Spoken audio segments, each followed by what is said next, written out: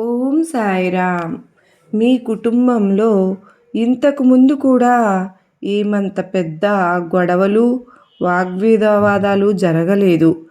మరి గొడవలు చిన్న చిన్న విషయాలకు ఎందుకు మనస్పర్ధలు వస్తూ ఉండవు అనుకోకండి.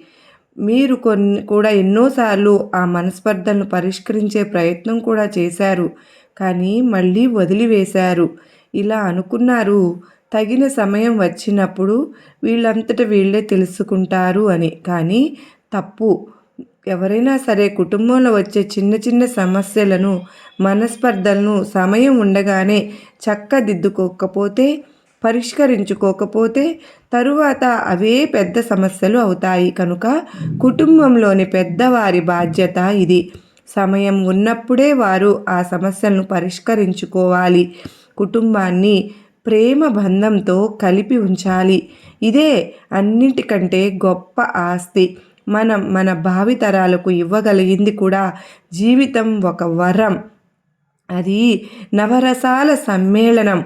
అవి సమపాళ్లలో ఉంటేనే అందం. అదే ప్రేమకు మూలం.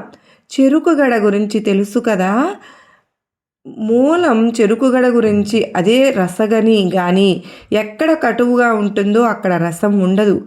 మరి ప్రీతి అనగానే ప్రేమ కూడా ఒకలాగా అలాంటిదే. దాంట్లో రసం చాలా ఉంటుంది కానీ కేవలం అక్కడ మాత్రమే ఉంటుంది. ఎక్కడైతే స్పర్ధలు ఉండవో మరి అక్కడ చక్కని ప్రేమ కలిగి ఉంటారు. కాలంలో మార్పులు అనేవి కోరుకుంటున్నప్పుడు మరి కష్టకాలం అనేది ఎప్పుడూ ఎందుకుంటుంది? మరి ఆ కాలమే ఖచ్చితంగా సమాధానం అనేది మౌనంగా చూస్తూ ఉంటే కనుక సమాధానం చెప్పి తీరుతుంది. మంచి రోజులు రావడానికి మనకు ఒక్క క్షణం కూడా ఆలస్యం కాదు. కానీ సమయం మనకు అనుకూలించినప్పుడు మనం మన మనసుని ప్రశాంతంగా ఉంచుకోవాలి. మరి మనకు అనుకూలించే సమయం వచ్చినప్పుడు పరిస్థితులు మారడానికి క్షణం కూడా పట్టదు కదా.